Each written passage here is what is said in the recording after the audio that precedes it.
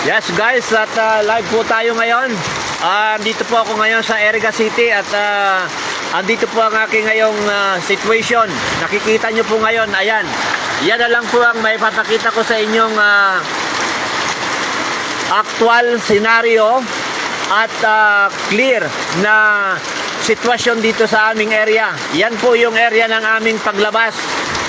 Yung gate po na yan, napakataas po niyan. Pero yan po, oh, nakikita po ninyo, halos maabot na po. Ayan. Back to...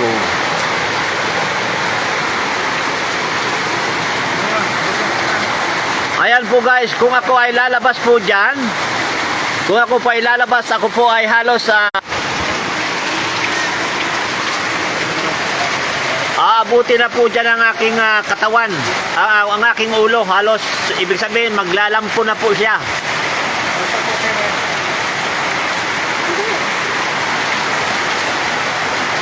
Ayan po ang isang basihan ng sobrang pagtaas na po ng tubig dito sa aming lugar. Live po tayo ngayon at hindi po namin alam kung kami ay makakalabas dito o marirescue. Dahil nga po ang aming entrance ay napakataas na po ng tubig. Ayan po, oh. Yan po ang gate.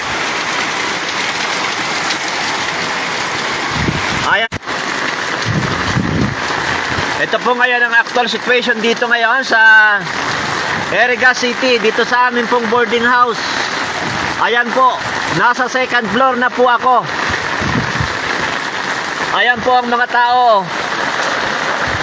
Yan po yung bahay, o tingnan nyo po yung bahay. Malapit na pong umabot sa atip ng bubong ng bahay. Sobrang laki po ng tubig.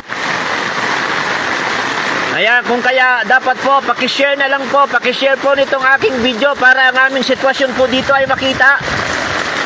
Pakishare lang po ng aming video para yung mga makakakita. Napakahina po ng signal kaya ako po ay nawawala.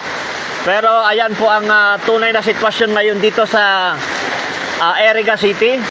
At para doon sa may mga relatives po dito, doon sa city proper po, some areas ng city proper po, alas 3 hanggang alas 4 po ay lubog na kanina. Kaya siguro po hanggang sa ngayon, dahil sa sobrang lakas pa po ng ulan mula kanina, lalo na po ngayong napakataas ng tubig sa city proper.